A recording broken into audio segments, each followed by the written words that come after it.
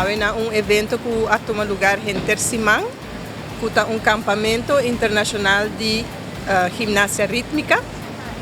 Gimnasia rítmica forma parte de disciplina da Federação Gimnástico Arubano, que nós temos a disciplina de gimnasia artística e gimnasia rítmica.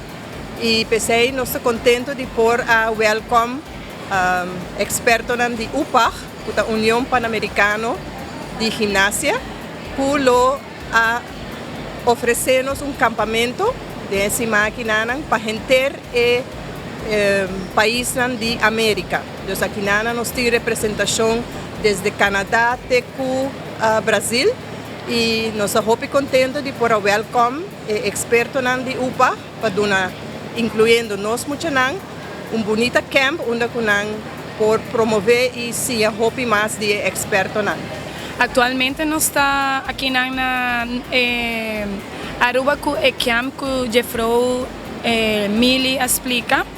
Nós temos atualmente 3 expertos com dinanta de número 3 na Olimpiada de London 2012, essa luva. Nós temos melhor coach de Full América de categoria Junior de individual, que está Diana Burlo. E nós temos Jeffrey Marcia, que ela vem from Brasil. E atualmente nós está donando atualização, tips, diferentes tipos de treino para nós de Aruba e de Full América melhorar.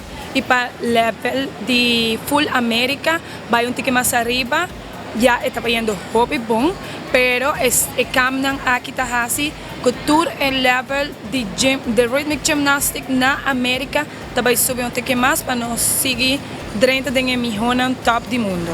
Estoy muy contenta de estar aquí con mis compañeras de Aruba. Muchas gracias por nos receber toda América en su país.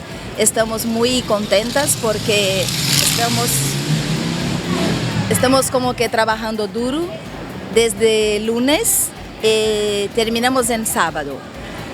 Estamos aquí con 16 países de la América, 20 entrenadores y 33 gimnastas. Esto es muy importante porque nuestro principal objetivo es que estas niñas que tienen ahora 12, 13 años puedan estar con sus países, con plazas a sus países, a Juegos Panamericanos Junior en Asunción en 2025.